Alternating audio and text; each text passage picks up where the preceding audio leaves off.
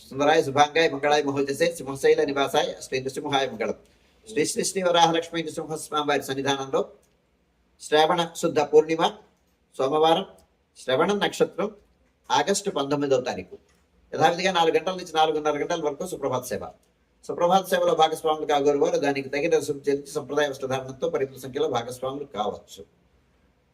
4:30 గంటల నుంచి 6:30 గంటల వరకు ప్రాతరారాధన.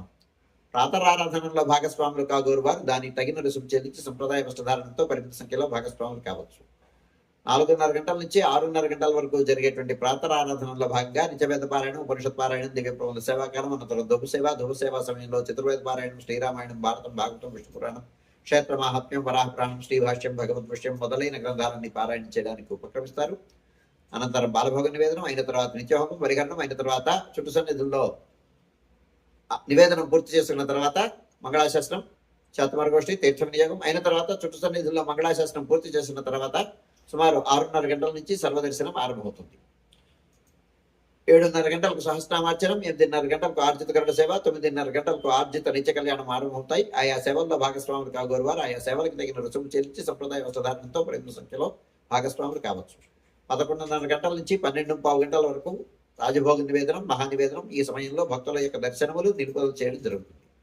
పౌర్ణమి ప్రయుక్తమైనటువంటి ఆస్థానం సేవాకాలం ఈ సమయంలో జరుగుతుంది. 12:15 గంటల నుంచి మధ్యాహ్నం 2:30 గంటల వరకు సర్వదర్శనం, 2:30 గంటల నుంచి 3 గంటల వరకు మధ్యాహ్న విరామం. ఈ సమయంలో భక్తుల యొక్క దర్శనములు నిలుపుదల చేయడం జరుగుతుంది. మధ్యాహ్నం 3 గంటల నుంచి రాత్రి 7 గంటల వరకు సర్వదర్శనం. పూర్ణిమ ప్రయుక్తమైనటువంటి తిరువీధి మహోత్సవం సాయంకాలం 5 గంటలకు శ్రీ ఉత్సవమూర్తులు గోవిందరాజస్వామి వారు ఉభయ దేవతలతో గ్రామ ప్రదక్షిణ పూర్వకంగా తిరువీధి మహోత్సవాన్ని అనుగ్రహిస్తారు.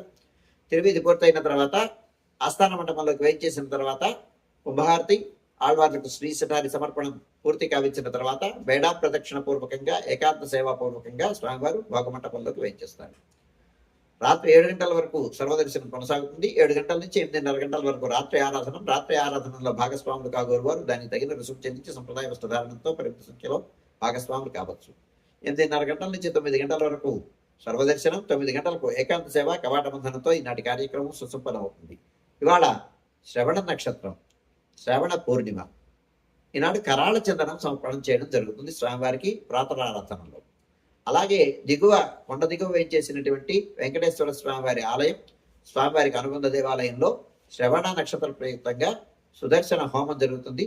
ఆస్తికులైనటువంటి భక్తులు ఆ కార్యక్రమంలో భాగస్వాములయ్యి స్వామి అనుగ్రహానికి పాత్రం కావచ్చు.